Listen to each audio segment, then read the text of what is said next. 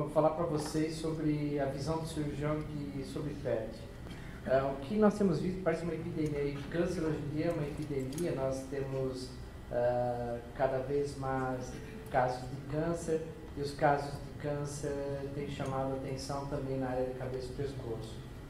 O câncer de cabeça e pescoço não é um dos mais frequentes em relação, se for comparar o câncer da mulher, ao de mama, ou do homem, o câncer de pulmão, mas nós temos aumentado a incidência ao longo dos anos.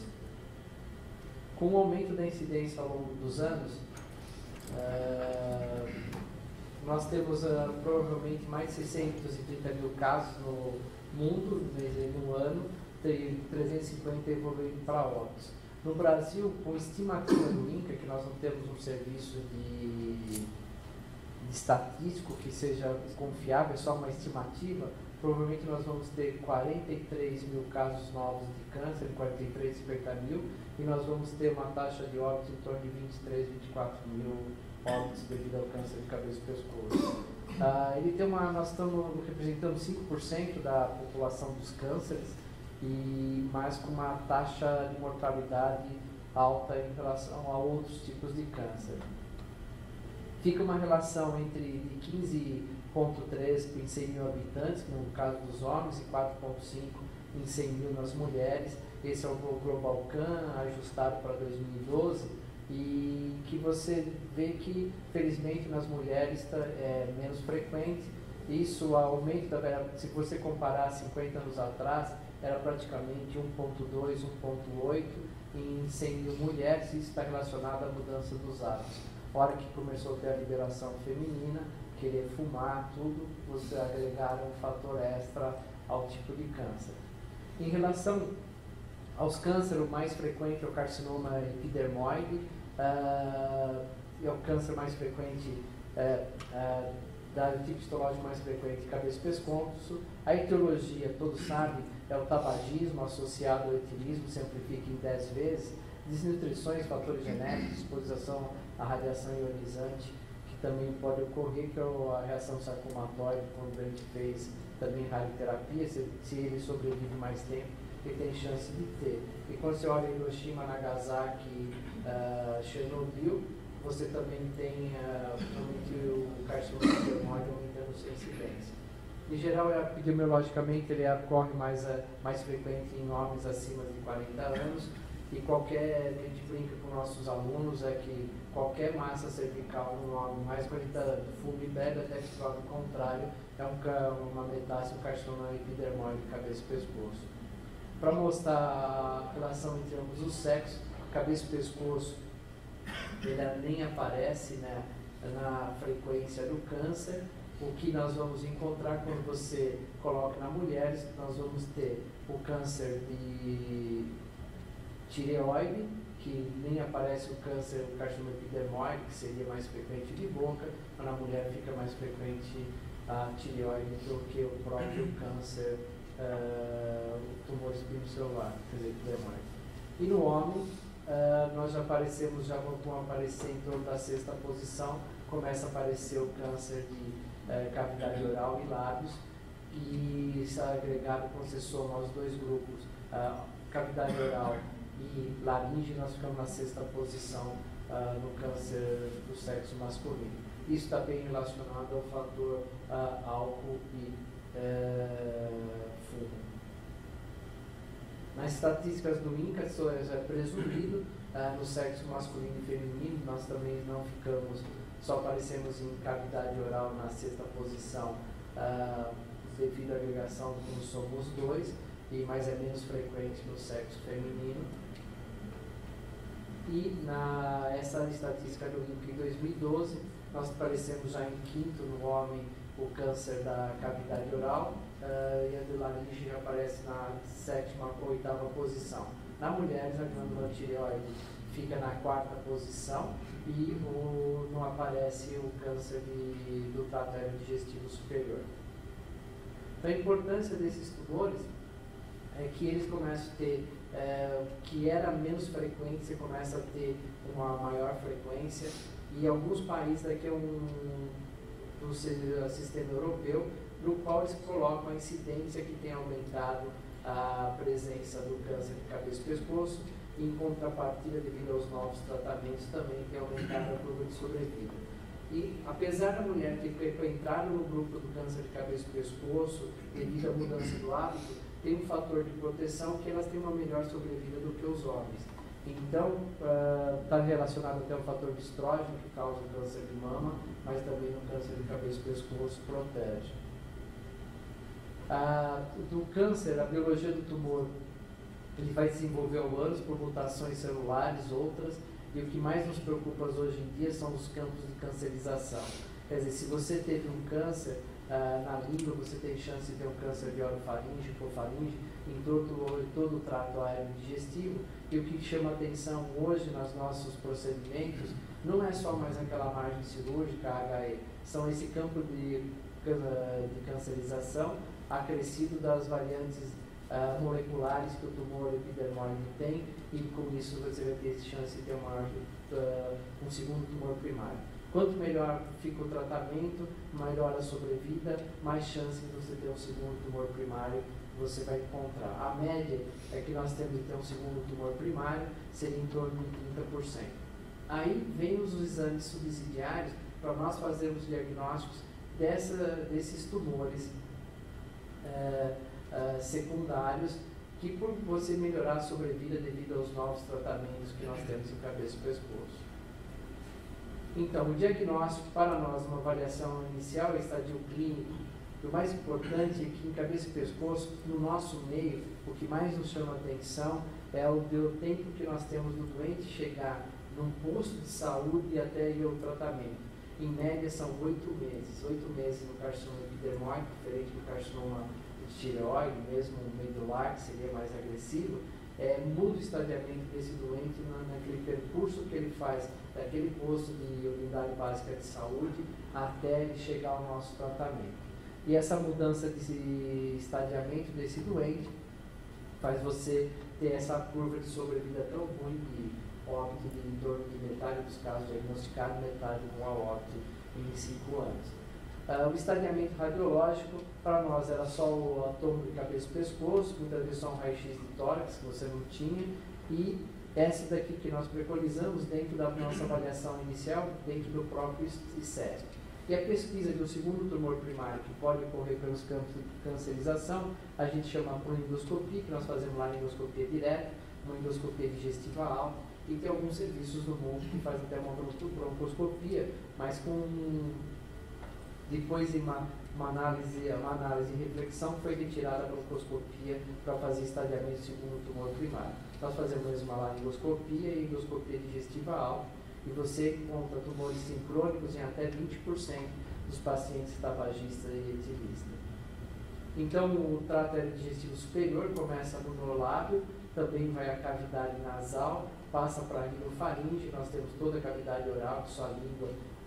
Depois nós temos a orofaringe, que nós temos as tonsilas, a base da língua, a laringe com a sua epiglote, as pregas vocais, e a hipofaringe, que fica a outra parte da faringe, e a retofaringe nessa posição. No câncer de boca, que é o mais frequente no nosso meio, o doente se apresenta em geral com uma ulceração na língua que em geral começou com uma afta que perdurou por mais de 15 dias, não é mais uma afta, você tem que suspeitar de alguma lesão, e dependendo, como eu falei, se o paciente for idoso, obrigatoriamente tem que ser feita uma biópsia. Às vezes uma biópsia é muito simples em cavidade oral, um exame simples, você não precisa de nada, é só pedir para abrir a boca. Mas o que você vê é um atraso até nessa simples biópsia. Pode ser feito com bisturi, pode ser feito com saca-bocada, uma pinça de dentista, você faz uma biópsia e diagnóstico. Só que esse doente, às vezes, fazer a biópsia demora 3 meses, para sair o resultado patológico 1 mês, para chegar no ICEP ele demorou 8 meses, aí ele se torna inócuo e vai lá, às vezes, só para a gente olhar e mandar para quimio, radioterapia, muitas vezes, às vezes nem isso, quando você tem bom senso, devido ao sofrimento que a pessoa vai passar. O nosso estadiamento é pelo tamanho do tumor. A maior parte dos tumores do trato aerodigestivo são T1, são tumores até 2 centímetros, T2 até 4, T3 as maiores que 4 centímetros, T4 quando você invade estruturas adjacentes. Quando é invasão mínima, por exemplo, um tumor de língua que invade a mandíbula, é um T4A, mas um tumor de língua que vai para a orofaringe e chega a invadir até a carótida, é o T4B, quer dizer, é o invasivo mais agressivo, que seria o T4B. Os N, que são os nossos linfonodos, N0 quando você não tem nenhum linfonodo palpável, N1 quando você tem um linfonodo até 2 centímetros, N1 até 3, N único, N2 quando você tem N até 3 mais múltiplos, e N3 é quando o linfonodo for maior de 3 centímetros, e aí você vai ter os tumores maiores. No seu estadiamento, cada um nós estadiamos devido ao tamanho, quer dizer, os melhores tumores estão em azul, que são o T2, T1 e T2, N0, aqueles que não têm linfonodos palpáveis, e esses vão ter uma melhor curva de sobrevida em qualquer doença dos tumores do trato digestivo superior. Nesses outros tumores, a curva de sobrevida varia em vários estadios, mas em geral a partir do estádio 13 você já tem 50% de óbitos em 5 anos quando você faz uma somatória específica. Se você for no estádio 4B, a sobrevida desse paciente em 5 anos, em média, é em torno de 20% só. No tratamento, a base do tratamento da subepidermoide é a cirurgia. Depende muito da sua localização anatômica, também depende daquele estadio da doença, quanto maior o tumor, que decide até se vai operar ou não. Nos estadios iniciais são a ressecção cirúrgica, e por uma lesão muito avançada, nós fazemos um tratamento que combina com a rádio e ou quimioterapia. Nesse nosso protocolo de tratamento dentro do ICESP, a maior parte das doenças são tratadas de forma cirúrgica, com esvaziamento cervical em sua grande maioria, devido já chegarem com linfonodos presentes, e, exceto a nasofaringe, que o tratamento exclusivo é radioterapia. Nós dificilmente abordamos a nasofaringe pela dificuldade, e quando o tratamento radioterápico dá certo, hoje nós fazemos algumas abordagens, mas também que não tem melhorado muito a curva de sobrevida desses doentes. Então, o que nós encontramos são tumores, em geral, esse é um tumor até considerado pequeno, era um T2 de tonsila, que se estendia um pouco para a palato mole, mas que já tinha linfonodos palpáveis, que foram demonstrados na tomografia, e teve necessidade de fazer o esvaziamento cervical radical, que no qual nós esvaziamos todas as cadeias linfonodais do pescoço, do submandibular, júgulo, carotídea, alta, média e baixa, e fossa supraclavicular, que se deixa limpo o pescoço, exposta a jugular, músculo externo mastoideu, a área da glândula submandibular, e você fez o esvaziamento completo. Para acessar, às vezes, esses tumores que são de orofaringe, que é difícil até de você tirar foto, na tomografia, o nosso exame de escolha ainda para o estadiamento, talvez uma que, como os meus residentes falam, que entre uma toma e uma ressonância, ele prefere uma toma, porque ele consegue examinar a toma. E a ressonância, às vezes, nós ficamos meio perdidos, e eles preferem a ressonância. Eu me adaptei à ressonância com o passar dos anos. Hoje, como estadiamento, principalmente da lesão primária, diferenciar processo inflamatório e tudo, eu prefiro a ressonância. E principalmente para fazer evolução para avaliação pós-operatória, eu prefiro a ressonância do que a tomografia. A tomografia tem o seu erro, principalmente ali do linfonodo, se acha suspeito ou não, principalmente se o linfonodo for pequeno, e a ressonância também ajuda nessa contrapartida. Aí que entram vocês na parte da medicina nuclear, que foi um grande avanço, que é o PET-CT na avaliação desses tumores. E o câncer de orofaringe também é extremamente destrutivo, a gente não queria chegar nada, senão a gente já teve que fazer uma traqueostomia antes de começar a cirurgia. É um tumor que você faz o esvaziamento cervical ressecando todos os níveis. Esse tumor invadia a mandíbula e foi ressecada ressecada a mandíbula dele. Isso daqui é o palato duro, isso daqui é a mandíbula, foi ressecada, que é o palato duro, a língua foi ressecada, uma parte da base da língua, a mandíbula seccionada, a área exposta. E como cirurgião, eu sempre tenho que colocar sangue na tela, porque também não consigo delinear se não tiver um pouco de sangue. Então, isso daqui é todo o tumor, a mandíbula, o dente dele, foi ressecado o tumor, a mandíbula, esvaziamento cervical, e o cirurgião de cabeça e pescoço utiliza muito desse retalho, a base da nossa existência, que é o retalho do músculo peitoral maior, aqui é o mamilo. Nós ressecamos, retiramos ele e rodamos para a área do pescoço, onde nós vamos preencher aquela falha que eu tirei. Então aqui está lindo, aqui é o tardio, o retalho. Aqui você também tem o mamilo dentro desse retalho. Aqui você está um outro paciente que também tem uma sonda, ele está com dificuldade de evolução, terminou o ciclo de radioterapia, e aqui hoje ele tenta conservar o mamilo desse paciente para ficar um menor defeito estético. A cirurgia cabeça e pescoço tem mais de 100 anos de história. O primeiro esvaziamento foi feito em 1906 por Clark, que fez esvaziamento radical. Nós evoluímos com mandibulectomias, retalhos, tipo aquele peitoral maior, retalhos microcirúrgicos, mas assim, em 100 anos de histórias eu não reverti o problema. Eu continuo meus doentes, 50% dos meus doentes continuam morrendo. Teve a preservação de órgão. Nessa preservação de órgãos são aqueles tumores, principalmente de base de língua, alguns tumores de órgão faríngeo, o qual eu não opero mais. Eu consigo evitar uma destruição, eu consigo evitar que o doente, isso era a base desse tratamento, que nós evitaríamos que o doente perdesse a fala, evitaríamos que esse doente perdesse a deglutição e ele teria um pequeno defeito estético. Isso foi em 91, foi criado o protocolo através na Europa, e esse protocolo, com o passar dos anos, acharam que era uma panaceia, principalmente tumores laríngeos, achava-se que você não ia ter, você não ia mais precisar operar. Nesse período, alguns colegas oncologistas achavam que a língua, a amígdala, a tonsila palatina era que nem rabo de lagartixa, que ia regenerar seco, não ia fibrosar e não ia ter sequela.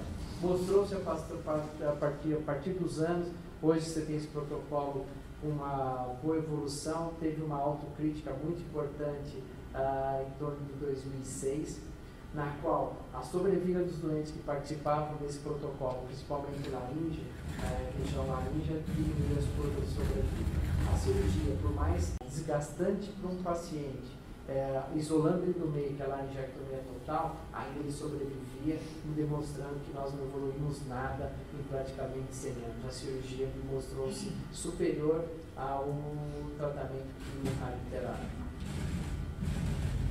Na cirurgia, hoje nós fazemos cirurgias de preservação. Essa cirurgia de preservação, para eu fazer, eu tenho que entender como que está toda a anatomia da região, se não tem também metástase à distância, tudo. Que aí mais um papel importante do PET entrando para nos ajudar a auxiliar, estadiar melhor nossas doenças. As reconstruções pós-operatórias, isso não entraria no papel da imagem para saber como que eu vou reconstruir, qual vai ser a falha. Hoje nós temos cirurgias minimamente invasivas, você tem ouvido falar do robô, mas mais que o robô são as cirurgias transorais a laser, que eu consigo ressecar tumores em áreas antes inacessíveis. Um exemplo é tumor de base de língua sem seccionar a mandíbula e sem fazer um estrago maior no doente do que já é a própria doença dele. Os tratamentos complementares melhorou quando começamos a acrescentar as terapias alvo e principalmente as reabilitações são importantes. E aí, o que é o PET em todo esse universo que é a cabeça e o pescoço, que representa 5% dos tumores do ser humano? Nesses 5%, 2.000% que entra todo ano nessa estatística, da estatística de óbito. E o que o PET tem de importante? Eu acho que o PET é um instrumento que infelizmente o nosso governo não libera. Nós temos dentro de uma instituição, que é o ICESP, bancado pelo Estado e não pelo governo federal, e esse exame tem sido usado e ele grande valia. Por quê? Ele nos permite o estadiamento dos pacientes ao nível dos linfonodos cervicais, principalmente naquele que é clinicamente M0. A tomografia é 50%, a acurácia da ressonância já sobe um pouquinho mais para 80%. Mas quando você faz um PET associado a uma tomografia, a acurácia em torno de 90%, que você vai ver desses linfonodos. Você vai ter um fator que ajuda você a fazer o diagnóstico, você muda o estadiamento e muda às vezes o seu tratamento cirúrgico. e com essa mudança do seu tratamento cirúrgico faz com que você cure esse doente de maneira mais precoce. Principalmente em linfonodos retofaríngeos, que é difícil visualização, aqueles tumores climáticos sincrônicos, você pode até ter 20%, um tumor no ápice lingual, na ponta da língua, e você tem um tumor de hipofaringe.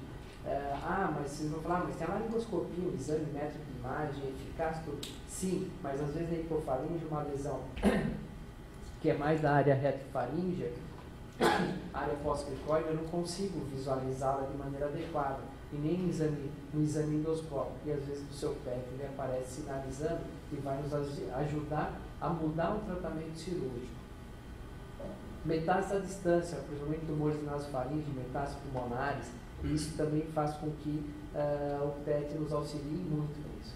E meter o tumor primário metastático com o primário oculto. Que é isso? Você tem só metástase, o tumor é tão agressivo que, apesar de você não identificar nos métodos de laringoscopia, seu exame clínico e mesmo outros métodos de imagem, você vê que ele já deu aquela metástase. E você sabe onde que esse tumor? E o PET veio nos auxiliar e muito, pois ele acaba identificando em 25% dos casos esse tumor que era oculto e nós acabamos visualizando ele devido ao método do PET. Como eu disse, 25% casos de tumor primário oculto, o quais em exames e endoscopias convencionais e outros exames convencionais, tipo tomografia e ressonância, nesse trabalho de 2008, ISAS demonstra esse trabalho mostrando bem evidente.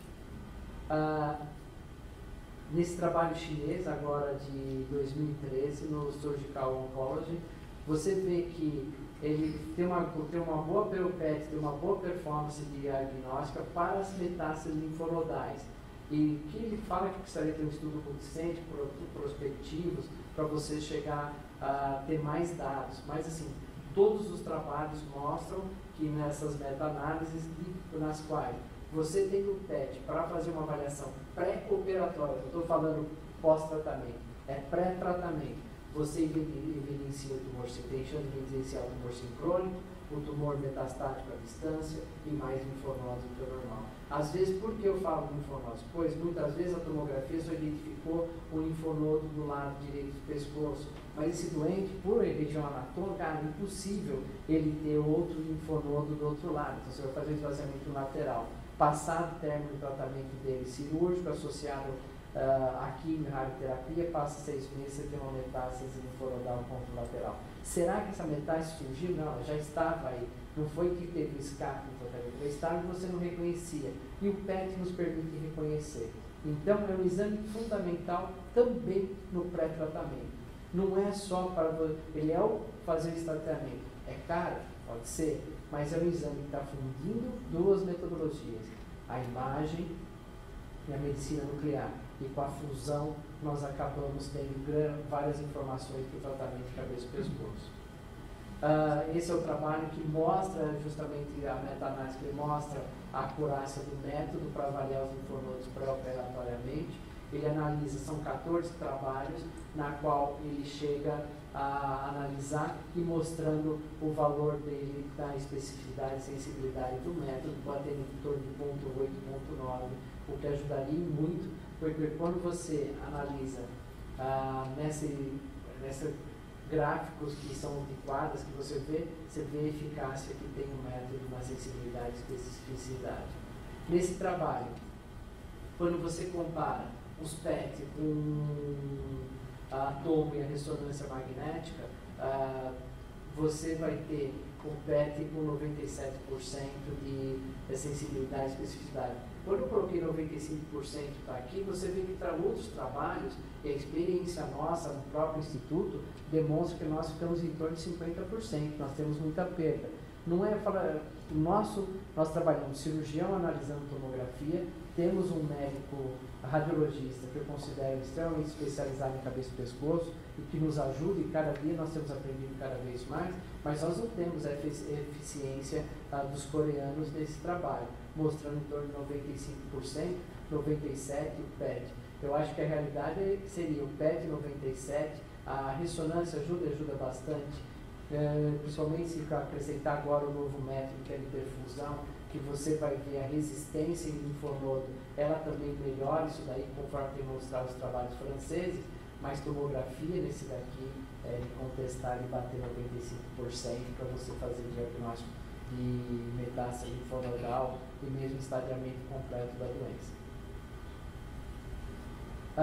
Um exemplo do tumor de base de língua, metástase linfonodal, e você vê o linfonodo tomando tudo e você vê um linfonodo contralateral. Às vezes só na palpação você não ia nem esvaziar, dependendo do caso, e você ficaria com uma doença residual, e essa doença residual ia evoluir, e porque talvez entrar alguém no campo de radioterapia e esse doente poderia evoluir a uma complicação recidiva naquele primeiro ano, segundo ano pós-operatório, e o PET nos auxilia nisso. Também no tumor primário desconhecido, quando o doente tinha uma metástase linfonodal, esse doente com metástase linfonodal no pescoço, nós tivemos um caso parecido no ICESP, que o doente atrasou fazer uma endoscopia digestiva, e nós fizemos, que era um primário oculto desconhecido, não era um tumor de esôfago lá no terço médio, foi feito o diagnóstico pelo PET, esse doente que quase foi com esvaziamento cervical, passou a fazer um tratamento só de quimio e radioterapia. Ou quando você também tem um tumor com primário desconhecido, você tem aquele linfonodo, foi funcionado, mostrou-se que é um carcinoma espinocelular, só que você fez uma laringoscopia, fez uma endoscopia digestiva, nada, não achou nada. Quando você faz um PET na tonsila, tem uma lesão. No passado, quando você tinha um tumor primário desconhecido, você fazia biópsias seriadas de toda aquela orofaringe. Você pegava a amígdala, biopsiava em 2 lugares, pegava a amígdala direita e esquerda, você biopsiava a base da língua, alguns biopsiavam até a rinofaringe. Com o auxílio do PET, você vai com um tratamento extremamente direcionado. Você tem uma lesão de tonsila, você tem um linfonodo, você vai fazer um esvaziamento cervical e ressecar esse tumor. Com isso, você vai otimizar o teu tratamento complementar, que seria, devido à presença de linfonodo, além da radioterapia, você teria que fazer quimioterapia. Mas teria aquele crítico que fala, essa lesão é tão pequena, se eu fizesse o tratamento complementar, que nesse caso é a radioterapia, você pegaria essa lesão e desapareceria. Pergunto, será? Eu não sei o comportamento biológico do tumor. O espinocelular é um nome genérico que eu falo, desculpa, epidermoide.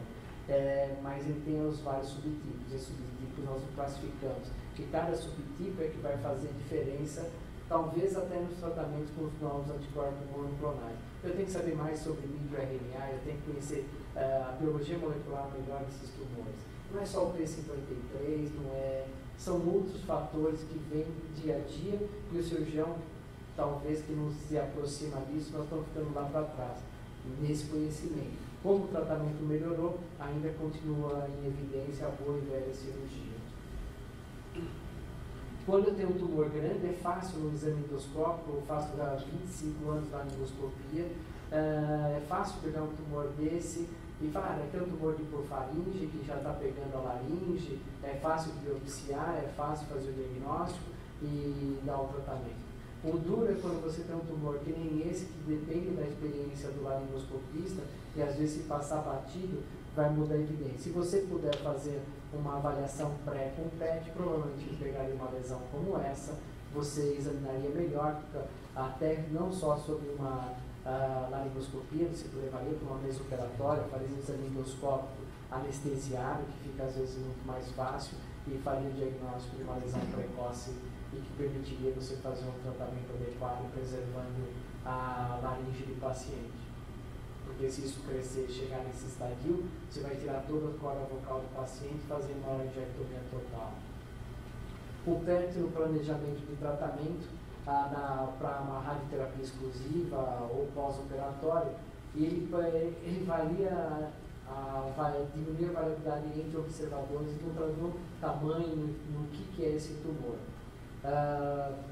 Recentemente tive que falar de PET contra o PET, né? Fui falar um não contra o PET num evento que teve de oncologia, só que o meu não, quando acabou a aula, parecia um sim, né? Porque eu falei tanto, né? Quando eu não falei a PET, seriam umas exceções, então, e isso daqui você vê que é interessante, nós não temos isso dentro de acho que nenhuma instituição, mas se você faz um PET e faz e avalia para IMLT, quer dizer, se você tiver o software que agrega os dois, você vai diminuir a área de radiação, quer dizer, você vai ter um tratamento eficaz com menos efeitos colaterais.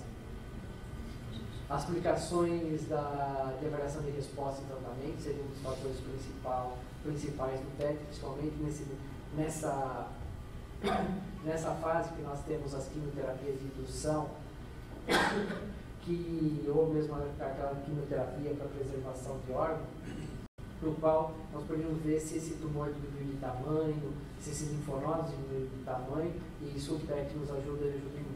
No final de um tratamento, por exemplo, um paciente com um tumor de base de língua e com linfonodos grandes, maior que 3 centímetros, e esses linfonodos, desculpa, eu falei N2 lá, no N2 entre 3 e 6, N3 é acima de 6 centímetros. Você teria, antes nós fazíamos esvaziamentos planejados. Eu mandava a gente fazer quimio e rádio para preservar um órgão, que é a base da língua, ou a hipofaringe, que seria a laringe, e depois, devido ao tamanho do linfonodo maior que 3 centímetros, eu esvaziava todos os doentes. Na nossa estatística dentro do ICESP, a gente só fazia uma tomografia, falava se linfonodo ainda é característica de metastático. Nós fazendo isso, 50% desses doentes não tinham mais tecidos cancerígenos. Tinham uma massa cervical, mas era uma massa cervical com células cariantes, que não era mais um tecido de carcinoma epidermoide, que não teria necessidade de ser esvaziado. Depois você esvazia um doente que fez radioquimioterapia, o pescoço é albívero e evolui com complicações pós-operatórias, muito maior do que você fazer quando você opera um doente virgem de tratamento. Então o PET tem uma grande sensibilidade, muito maior que os outros métodos.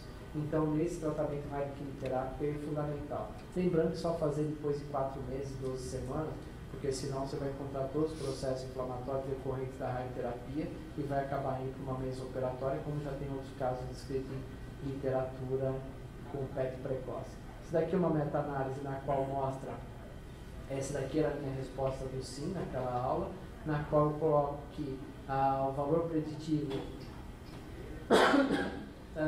negativo é alta do PET, ele mostra uma grande resposta, isso em contrapartida você tem um valor preditivo positivo, no resíduo do tumor você tem até em torno de 70%. Quando você põe no nível dos linfonodos, você mantém aí você mantém um valor preditivo negativo alto também no linfonodo, só que cai mais ainda em torno de 50% quando você faz a somatória. Esse é o trabalho inglês, e aí você vai ver que o valor preditivo positivo é altamente suspeito. Você teria que sempre, quando tiver um positivo, o ideal é fazer uma biópsia da lesão residual ou da metástase linfonodal antes de ir para o doente para o tratamento cirúrgico. Aqui é o gráfico que demonstra isso, daqui é um algoritmo depois de radioterapia e quimioterapia, como deveria fazer, frisando que o PET deve ser pedido só após 12 semanas, né? E se tem algum PET suspeito, você faz biópsia, e biópsia positiva você vai fazer um método de imagem tipo ressonância magnética e vai poder partir para uma cirurgia de resgate. Quando você coloca os vários métodos, a sensibilidade para avaliação no pós-operatório, o PET ganha da tomografia, e em relação à ressonância magnética, alguns serviços também conseguem ter uma boa aferição do método, para diferenciar principalmente o processo inflamatório. A ressonância nos ajuda muito. Então, a tomografia não é um exame confiável para a gente ficar usando no pós-operatório, no pós-quimio e radioterapia. O exame de excelência é o PET.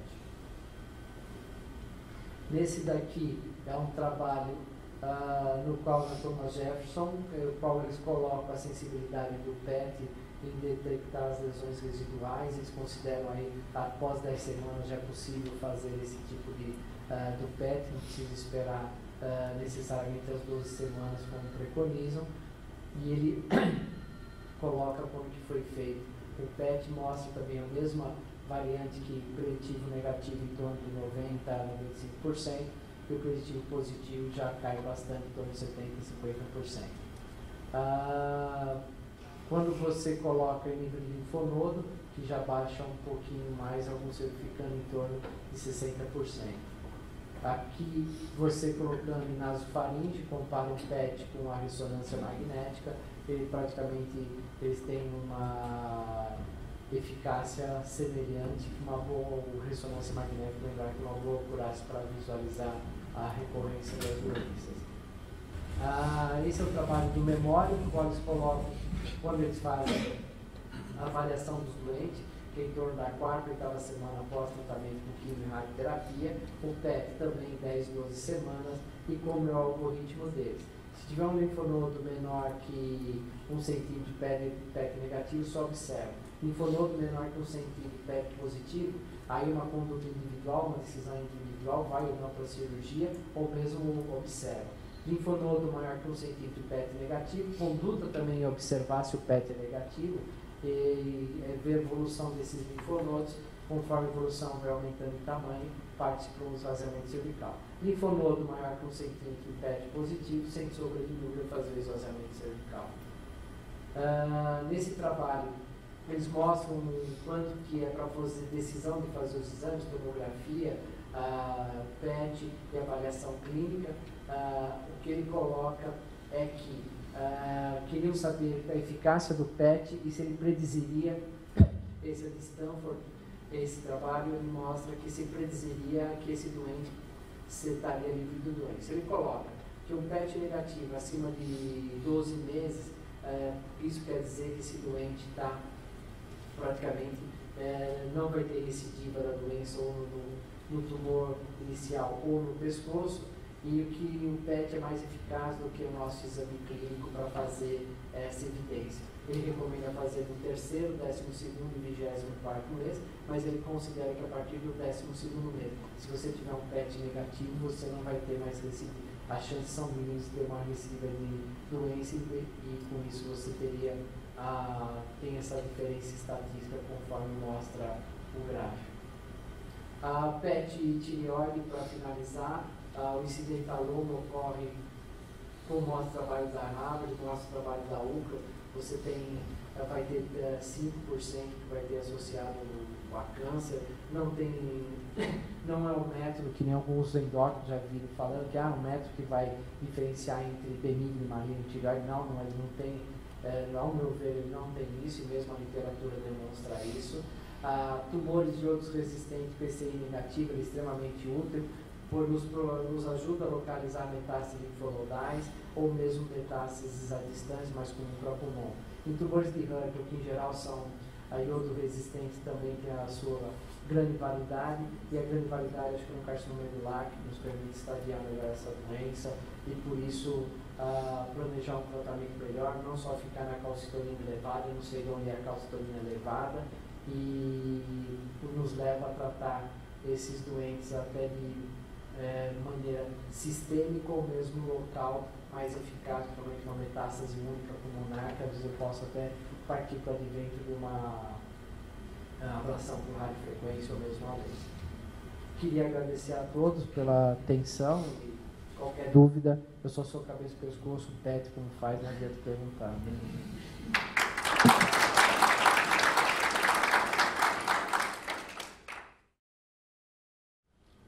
Então, PET-CT, tumores de cabeça e pescoço, acho que o Marco já abordou quase todos os pontos que eu vou passar também. Vai ser bom porque acho que eu me detive mais em exemplos para tentar discutir os pontos que ele já tocou, aprofundar um pouquinho nos detalhes de imagem e a gente vê algumas, não as imagens cirúrgicas, mas as imagens que a gente vê lá de tomo e PET principalmente.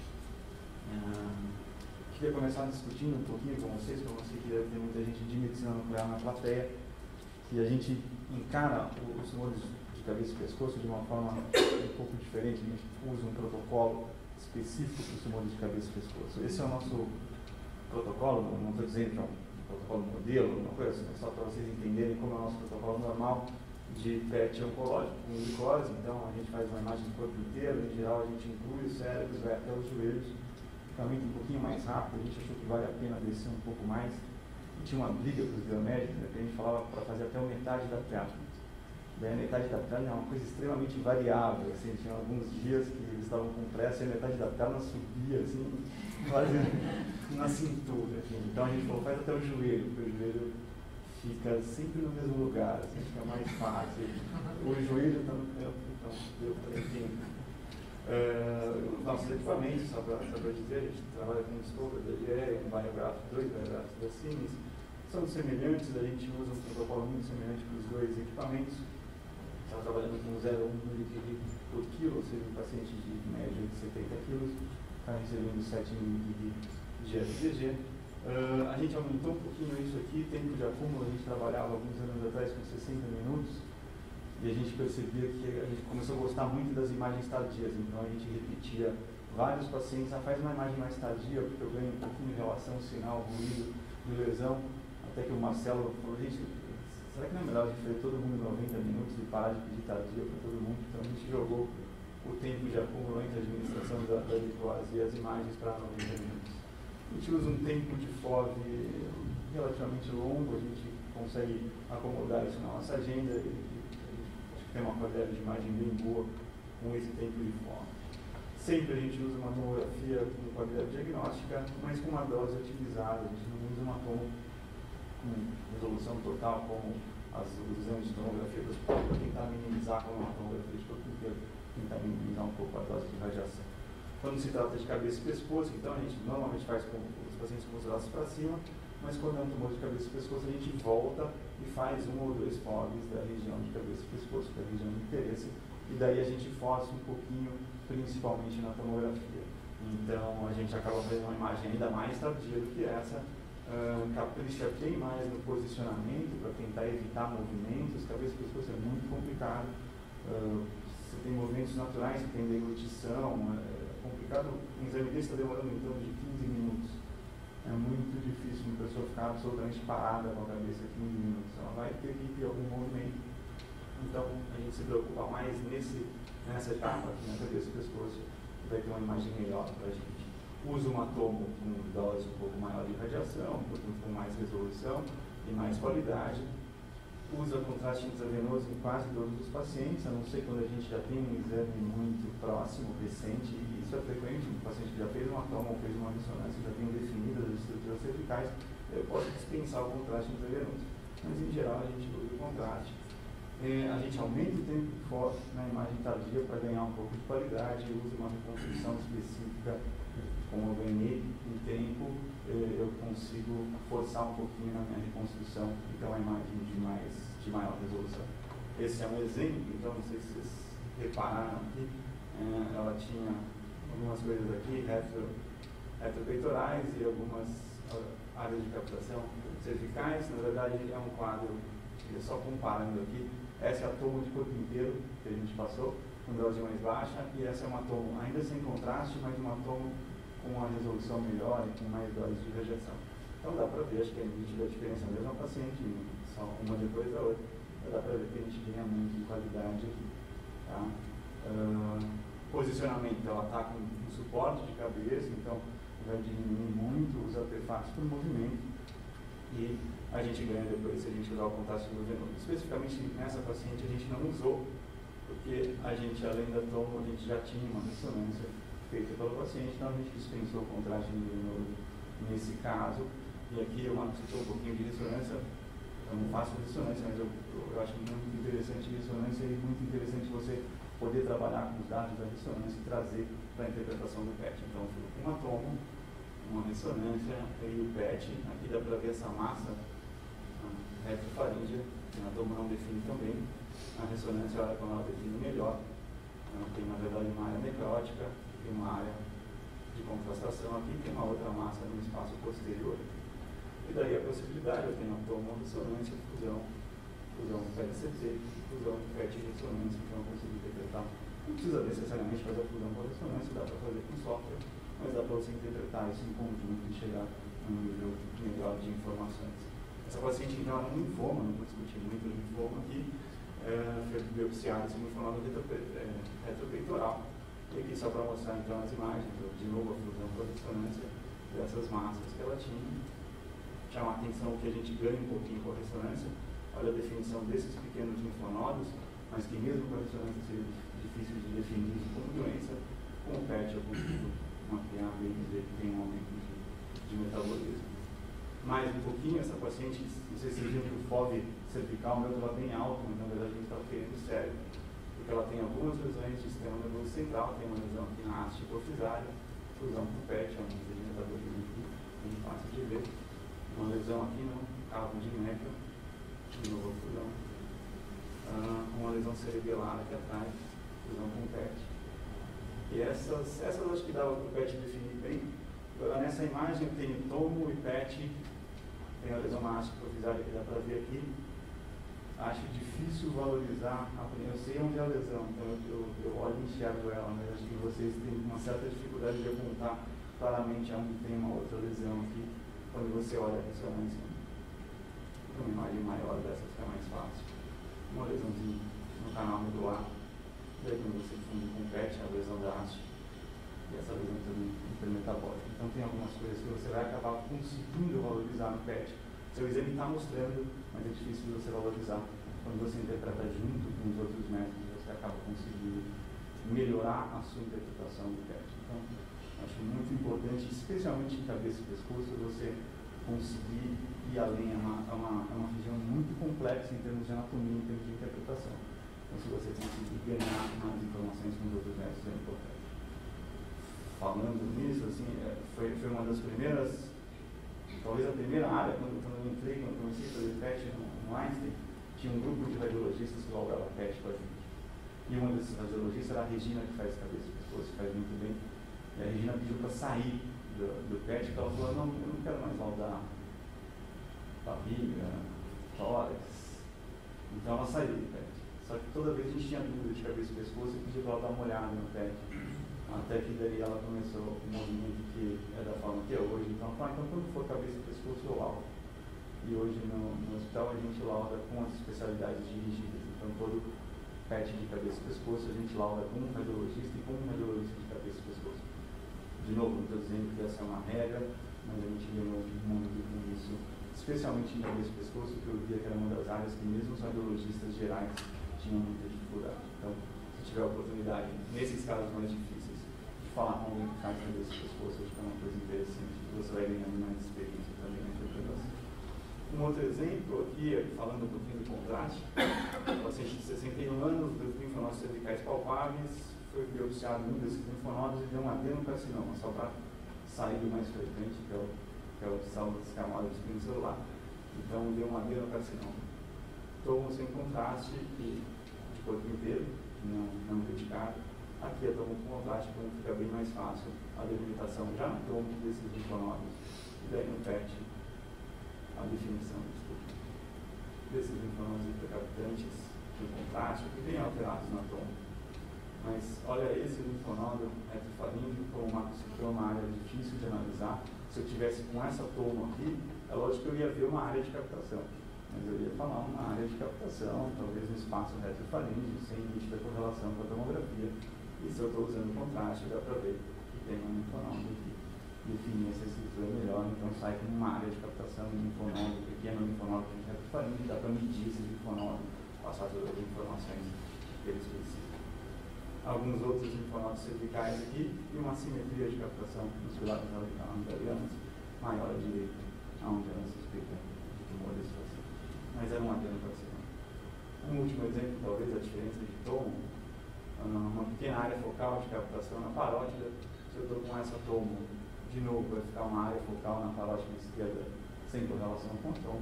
Se eu estou trabalhando com uma tomo diagnóstica, dá para falar que tem um pequeno nódulo na parótida esquerda que tem aumento de metabolismo de leitão. Aqui é o mesmo caso, dá para ver muito bem esse nódulo.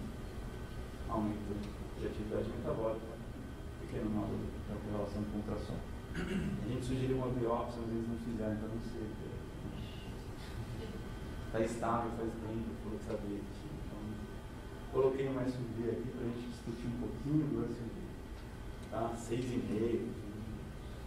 SUV, então, até o cálculo do SUV, atividade administrada, atividade na região de interesse que você está vendo, massa corporal do paciente.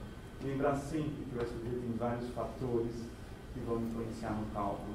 Então, alguns fatores técnicos, para quem os biomédicos aí que estão operando os equipamentos, qualquer dado incorreto, se está erro de calibrador de dose, erro no horário de injeção, atividade visual na seringa, extravasamento, tudo vai interferir no SUV.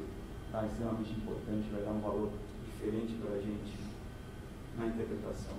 Fatores biológicos que você nem sempre vai conseguir controlar, então o nível de glicemia do paciente, tempo de captação, se a gente trabalha com 90 minutos, um outro grupo que trabalha com 60 minutos, o SUV vai ser muito provavelmente diferente para uma mesma ocasião. Artefatos de movimento, captação fisiológica, tudo isso interferindo no SUV, além dos parâmetros de aquisição e processamento. Então, quanto tempo você adquiriu, como você reconstruiu aquela imagem, como você definiu a sua região, se é um ROI, se é um GOI, como você fez essas regiões, fatores de normalização que você usou, massa corporal, superfície corpórea, erros de correção de atenuação, enfim, tem inúmeros fatores que você vai enumerando, vão desistir do SUV. É impossível, se você não colocar no alvo, vão te ligar por contrário da SUV da lesão, você esqueceu o que for. Tem alguns pacientes que perguntam quanto está o SUV deles, então tem que pôr no alvo do SUV, porque senão não vai dar para viver sempre. Quer uma reconstrução tridimensional, traqueia, para ver uma série de linfonodos paratraqueais, subcarinal, biliares, e a gente vai olhar esse linfonodinho aqui mais baixo. Aqui a gente estava, quando a gente recebeu o PET, a gente estava testando e definindo que imagem que a gente ia usar na prática. Então a gente pegou um paciente um pouquinho mais gordinho, que é mais difícil, e fez as opções de reconstrução que a gente fez várias, mas essas foram as 3 últimas que a gente escolheu. São vários médicos, não tem que ter uma votação democrática, sempre. Depois tem que definir, a gente volta. Aqui é uma reconstrução interativa. A mesma reconstrução interativa com time of flight, eu acho que melhora um pouquinho a imagem. Tá? A mesma reconstrução interativa com time of flight, mas para quem não gosta de imagem muito granulada, a gente deu uma suavizada, a gente passou um filtro e suavizou. Por que eu estou mostrando isso para vocês? Por causa do SUV. É o mesmo paciente, mesma aquisição, mesmo aparelho, é a mesma aquisição.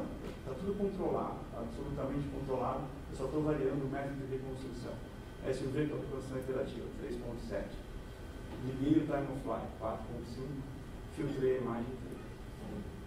Tá? Então, cuidado, especialmente em estudos comparativos que fizeram em instituições diferentes, ou mesmo na mesma instituição, mas com variação. Cuidado para não valorizar demais o SUV. O SUV acho que é um dos fatores que a gente usa na interpretação e não uma nota de corte ali que vai definir as coisas para mim. Basicamente isso aqui. Não existem limites precisos que permitam um diagnóstico diferenciado de processos inflamatórios e neoplásicos ou entre diversos tumores. Então eu não consigo diferenciar um processo neoplásico ou inflamatório por SUV. E não tem um SUV que seja mais sugestivo de determinado tipo de doença. Tá? Considerados diversos fatores técnicos e biológicos, quando você estiver vendo o valor de SUV, e o que eu estava falando, basicamente, então, usar o SUV como um dos fatores que você vai ter para interpretar esse caso. Tem que ter a clínica, tem que ter o aspecto morfológico da lesão, tem que ter o aspecto que você está vendo, que você está... A sua análise qualitativa da medicina nuclear, e aí você vai para o quantitativo, o SUV vai te ajudar, mas não se baseie só nele para dizer, então um linfonodo acima de 3 é sugestivo? Não sei. E o que a gente está vendo, voltando um pouquinho aqui, nos equipamentos novos, toda essa reconstrução interativa e tal, time of flight, eles estão usando esses recursos para aumentar a resolução espacial do método. Com isso, vem aumentando os valores de SUV.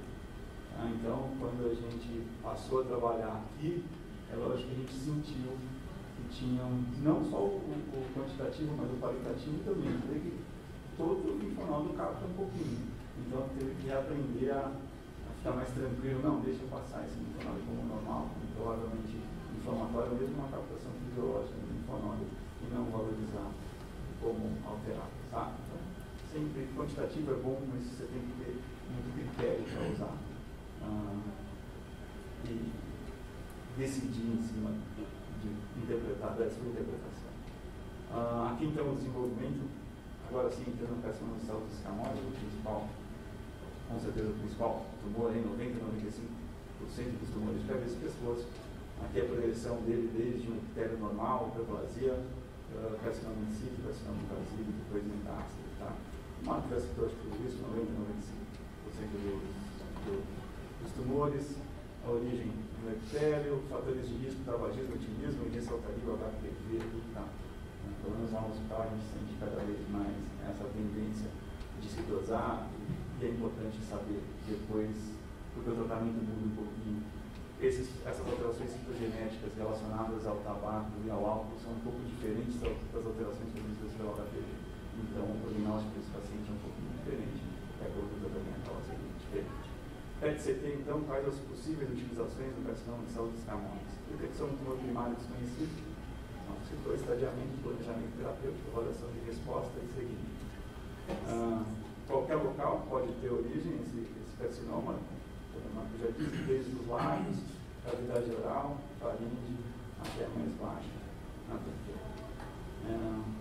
Um exemplo, então, sítio primário desconhecido, uma paciente de sexo feminino de 48 anos, com uma linfonodomegalia cervical palpável à esquerda.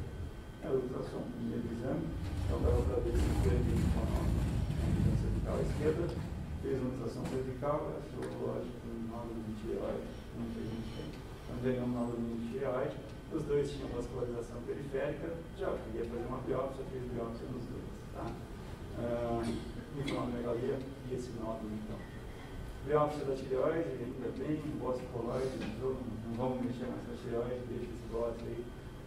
E o linfonodo cervical esquerda veio um resultado inconclusivo, podendo ser um cisto com revestimento epitelial ou metástase de necrose epitelial. Então ela foi para a exérese da lesão e confirmou uma metástase de carcinoma epidermoide com essas características, HPV primitivo, medida de 5 centímetros aí, com bastante necrose tumoral.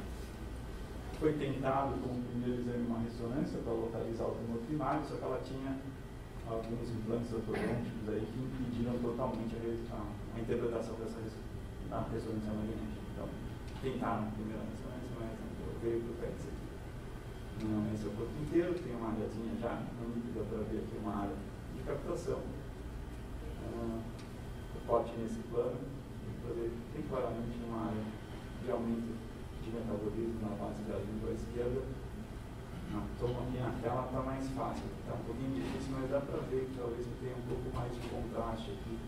Então, de novo, a gente já nem laudou como uma área de captação na base da língua, deu com um aumento de atividade metabólica, uma lesão na base da língua esquerda, esse metabolismo visual, tem uma alteração pós-operatória de uma discreta captação, que foi dar um motivo positivo. Então, localização de tumor primário. Além desse achado, não está quase impossível de ver na tela, mas ela tinha uma outra areazinha de captação bem pequena, que era um linfonodo paratraqueal à direita, com discreto aumento de metabolismo nesses 3 pontos. Daí, quando a gente falou isso, achamos o tumor, mas achamos uma outra coisa mediastinal, nada a ver com a drenagem, base da língua, então mediastino. Só que se fosse alguma coisa relacionada ao tumor, mudaria completamente a conduta no caso dela.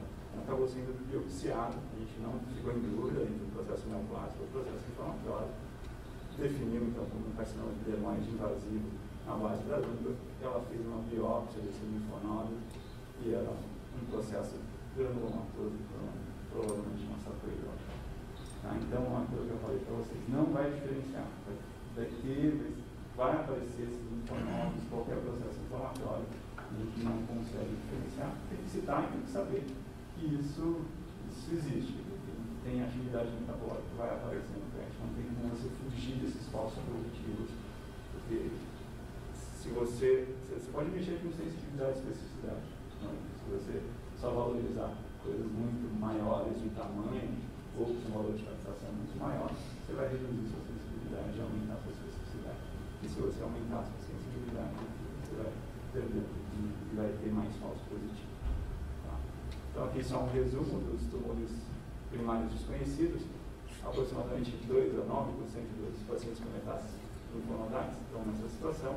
Aqui são vários trabalhos, nenhum com um grupo muito grande de pacientes, mas totalizando 180 pacientes. Mesmo uma menção para vocês, aproximadamente um terço aí de possibilidade de reconhecimento do tumor primário desconhecido nessa situação. Tá? Estadiamento, acho que é uma das principais atuações de PET no carcinoma de cabeça e pescoço. De novo, vamos para um exemplo. Então, paciente de sexo masculino, 62 anos, já tem uma lesão conhecida aqui na base da língua direita, já tem uma linfonodo negativa aqui, como já mostra para a gente, não precisaria tanto do PET. Aqui está a fusão, um SUV bem alto. Só lembrando que, para o estadiamento, não basta eu dizer que ele tem uma lesão e tem um linfonodo comprometido. Importa para mim o número de linfonodos, o tamanho desses linfonodos, se esses linfonodos são unilaterais ou bilaterais. Então, aí que o PET vai auxiliar nesses casos. Descendo um pouquinho aqui, então, dá para ver a lesão e aquele grande linfonodo. Um pouquinho mais baixo, já dá para ver outros linfonodos aqui com captação menor, mais captantes. E esses sim não eram tão suspeitos na tomografia. Então, linfonodo no nível 2 aqui.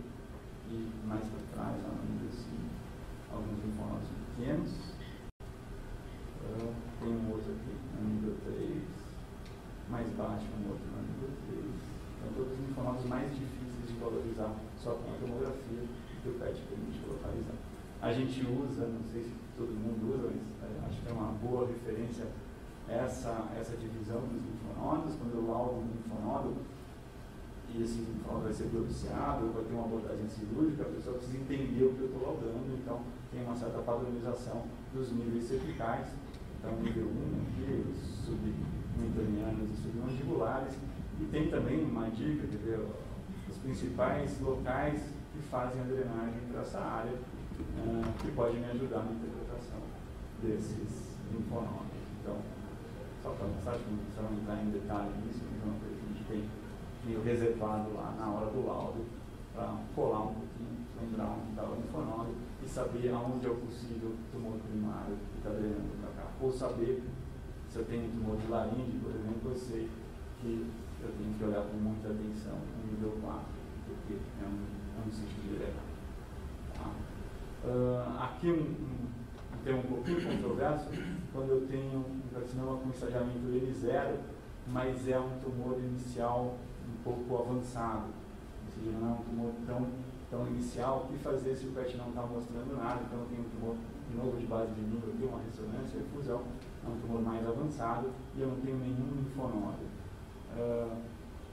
A gente pode discutir isso com ele depois, mas nesses casos tem que tomar muito cuidado com esse N0 do PET, porque você tem as causas de falsos negativos também, especialmente metástases microscópicas, que estão abaixo da minha resolução, ou linfonodos muito próximos ao tumor primário. Então, alguns grupos defendem que essa sensibilidade e especificidade do PET não são suficientes para deixar de tratar esses pacientes nos tumores avançados, tumor primário avançado, como N0. E aqui só um estadiamento, um exemplo de estadiamento com detecção de metástase à distância. Então, um paciente de 54 anos, tumor de base da língua esquerda, o tumor começa aqui, ele tem essa área de captação, ele vai descendo, vai cruzando a linha e desce até a epiglote. E nessa passagem aí, estou voltando um pouquinho, acho que vocês já viram que tem também os linfonodos cervicais, aqui no nível 2, tem um submandibular contralateral, importante, um linfonodo pequeno, não tão captante, mas a gente valorizou. Mais para baixo aqui, outro, no nível 2. Acho que esses são os principais. Aqui são um corte sagital, então, para a gente ver a extensão desse tumor, como ele descia até a epiglote. E no exame de corpo inteiro, 2 áreas de captação aqui, 2 nódulos pulmonares. Um desses nódulos foi biopsiado, só para confirmar, confirmou uma metástase do carcinoma celular. Então é lógico que você não pode programar um tratamento local regional desse paciente e deixar a metástase. Esse paciente tem que ir para tratamento sistêmico, não tem sentido nem propor um tratamento muito mutilante, porque vai provocar e não vai conseguir tratar adequadamente esse paciente. Então 10 a 15% dos pacientes apresentam metástases à distância ao diagnóstico, maior risco de metástase quando tem um acometimento linfonodal mais significativo, comprometimento de linfonodos bilaterais, metástases maiores que 6 centímetros, por isso estadiamento, metástases linfonodos no nível 4, mais baixas. Quando é um caso de recorrência ou no segundo primário, também aumenta um pouco a incidência. Aqui a performance do PET, então, para a detecção desses tumores de metástase da distância, um total aqui de 722 pacientes, detectando verdadeiros positivos em 113 de 138 pacientes positivos. Sempre vai ter os casos de falsos positivos, principalmente relacionados ao processo inflamatório. Planejamento de radioterapia, o Marco já citou praticamente tudo, então você define o volume que vai ser tratado. A primeira coisa que se viu é que é muito mais reprodutível quando você tem um método funcional junto com a tomografia, que é só a tomografia. Lógico que se você detecta uma área que tinha morfologia normal, mas que tem captação, você estende esse campo e você consegue uma melhor delimitação de tecidos normais também para poupar esses tecidos dos efeitos colaterais da radioterapia. Só uma questão importante, o PET tem menor sensibilidade, principalmente em relação à ressonância, para detectar alterações de medula óssea e perineural. Com o teste da ressonância é bem melhor ainda para perineural. Medula óssea, então, toma um pouco de cuidado nessas áreas para a definição concreta. Avaliação de resposta, o próximo item, de novo, sexo masculino, 49 anos, também é aquele mesmo caso que eu mostrei para vocês, só isso aqui é novembro de 2012 e avaliação pós-tratamento completamente idêntica. Então, você consegue bem só, e importante aqui, aquilo que o Marco já ressaltou, esperar um tempo, principalmente depois da radioterapia, para o processo inflamatório definitivo. Segmento de pacientes, por exemplo, 72 anos, tinha uma saneplasia de prega local, esquerda, carcinoma amoreolante diferenciado, o diagnóstico foi em março de 2011, ele tinha feito na época só ressonância, não é um caso nosso, tinha essa lesão aqui na prega local esquerda. Ele veio para segmento para a gente em janeiro de 2012, tinha uma outra lesão mais baixa, aquela lesão não captava, nós tínhamos um segundo primário mais baixo, de novo com endoscopia aqui mostrando a outra lesão, aquela primeira lesão, nessa lá. Aqui só um exemplo, que eu ressalto isso, quer dizer, que a gente tem que acostumar a saber que o método tem limitações, então um exemplo de um paciente em segmento, um falso positivo, eu lembro bem do caso que fui eu que lá terminou o tratamento há 8 meses de um SEC de língua, e quando eu vi tinha essa captação bem assimétrica. Na toma, se você for ver no contraste, tem aqui uma certa contrastação. E além de tudo, ela tinha um linfonodo aqui bem normal na toma, mas que tinha captação. A gente não deu como tumor, mas falou que podia ser. Um paciente que já teve um tumor de língua, estava com essa apresentação, podia ser um segundo primário, até um segundo primário com um comprometimento linfonodal. Ela foi para a biópsia e era só um processo inflamatório. Ela tinha alguma queixa, mas muito vaga na época. Ele fez um exame físico, falou, realmente a amígdala está alterada, então eu vou biopsiar, biopsiou. E era só um processo inflamatório nessa época. Então, isso sempre vai. Vou falar um pouquinho de outros tumores, assim, só para não deixar um abscesso de tireoide, mas alguns outros tumores, eu acho que o carcinoma de espina celular você acha muita literatura. Esses outros tumores, por serem mais raros, você não tem tanta literatura no PET, mas não que ele não possa ser usado, não que ele não funcione. Aqui só um exemplo, um tumor de parótida de órgão, que apesar de ser benigno, tem uma captação bem significativa no PET. Então, bem a posição dele aqui, na cauda da parótida, um aumento de atividade bem importante. Aqui um outro tumor de glândula salivar, ele já tinha feito ultrassom, tinha dor nesse local, e já tinha definido como carcinoma de ducto salivar em glândula submandibular esquerda. Tinha realmente uma simetria de captação entre as submandibulares, maior no quadro tumoral. Tinha esse pequeno linfonodo aqui, atrás do esternocleido, com uma atividade metabólica bem alta. PET de fevereiro de 2011 no diagnóstico, as duas lesões aqui, a glândula submandibular e o linfonodo. Segmento dele em novembro de 2012 tinha uma metástase óssea e alguns linfonodos mais baixos. Janeiro de 2013, metástase óssea, nódulos pulmonares, ele já está em TP ali, mas mesmo assim já teve uma progressão da doença. E maio de 2013, uma progressão bem importante, bem agressiva, mesmo com tratamento. Carcinoma indiferenciado, SNP, sino nasal, carcinoma indiferenciado sino nasal. Relativamente raro, Ele é indiferenciado porque ele não se diferencia nem para o epitélio, nem para glandular. Normalmente ele se origina aqui no seio nasal, como esse. Tomo, PET-CT, ressonância e a fusão de novo. Aqui mostrando que ele tem uma extensão intracraniana, invade o crânio, solta numa lesão. Isso é uma lesão central, tem todo um edema aqui em volta que não capta. Aqui no córtex sagital dá para ver bem a lesão no seio nasal invadindo o crânio. Esse é o padrão, ele é muito invasivo, pode invadir órbita, pode invadir o crânio. E até que, pelo menos nesse caso até agora, esse é o retorno que a gente tem, ele foi operado, químio e rádio. Essa é a lesão inicial, esse é o controle pós-tratamento. Por enquanto, tudo bem, então o pessoal de neurocirurgia, mais o pessoal de cabeça e pescoço, para conseguir abordar essa lesão. Estésioneuroblastoma é um tumor também raro, ele se origina no epitélio nasal, no epitélio olfatório, na verdade, são as terminações nervosas que chegam na cavidade nasal. Então, tem essa lesão aqui, com aumento de atividade metabólica. Rodando um pouquinho, você vê que ela entra no seio, pega todo e preenche praticamente o seio paranasal. Além disso, ele tinha alguns linfonodos retrofaríneos aqui comprometidos, dá para ver bem na ressonância, desculpa, não posso ver a ressonância, mas dá para ver um aumento de metabolismo, mais esse linfonodo aqui, e alguns linfonodos aqui no nível 2 mais baixos. Além daqueles linfonodos, de novo, o paciente tinha um pequeno linfonodo paratraqueal inferior direito.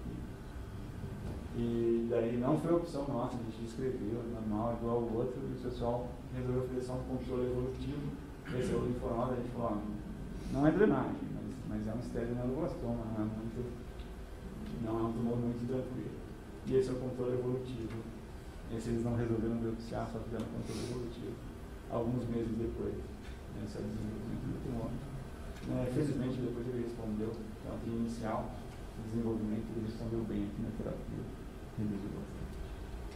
Os 3 MIPs, esse é o inicial, era esse linfonodinho aqui, 3 meses, e depois aqui, negativando de novo. E no seio nasal, respondeu super bem, negativo. Por último, também, resolvi terminar com carcinoma de tireoide. O médico nuclear sempre fala um pouco de carcinoma de tireoide. Se sente médico, trata. Esse é um incidentaloma de tireoide.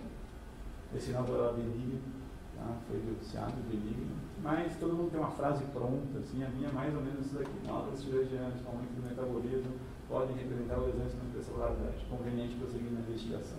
É isso que dá para falar. Não dá para falar sério. Só se a tomo te dá uma pista. Captou, se não captar também pode ser um carcinoma, se captar pode ser benigno, então não dá para falar muita coisa. Se achou um nódulo de tireoide, tem que investigar.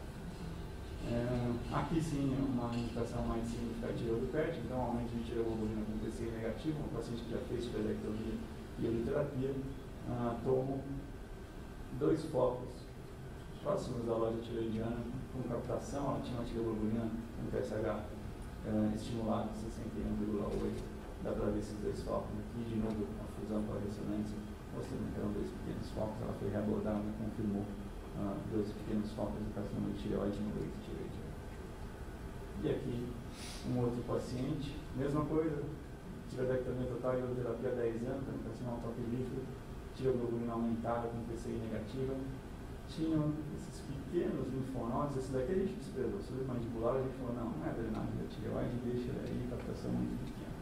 Esse 2A a gente citou no laudo, falou, uma captação muito baixa, deve ser inflamatória. Mas como era a única suspeita, foram lá, fizeram uma biópsia, era negativo. Daí ele voltou recente agora para a gente fazer um outro PET. E a gente viu essa lesão na região occipital, calota craniana. Aqui a correlação com a ressonância. Dá para ver até a descontinuidade do osso. Tem osso normal. E aqui uma área lítica, meio filtrativa. Aqui na ressonância também dá para ver o aumento da captação. Ele foi operado, foi retirado. É uma medicação de carcinoma próprio da tireoide. Vou citar isso aqui, pedir autorização para a Lilian citar, queria falar um pouquinho de outros radiofármacos. Tem alguns radiofármacos específicos para hipóxia, tudo que o pessoal gosta de usar com radioterapia, mas nada muito que a gente vai usar nos próximos anos, talvez. Mas o galho talvez seja uma opção nos carcinomas medulares de tireoide. É um análogo da somatostatina. Isso a gente não faz de rotina, galho. Tá? É um trabalho da linha. O paciente é recrutado, implementa todo aquele protocolo, não paga o exame, o TEM também fornece a dose, mas quem não paga para ele. Mas dá para ver muito bem, então, o caso de carcinoma medular de tireoide, com captação de galho. Aqui as várias áreas são linfonodos cervicais, descendo um pouquinho tem a massa no leito tireoidiano aqui, além dos linfonodos cervicais.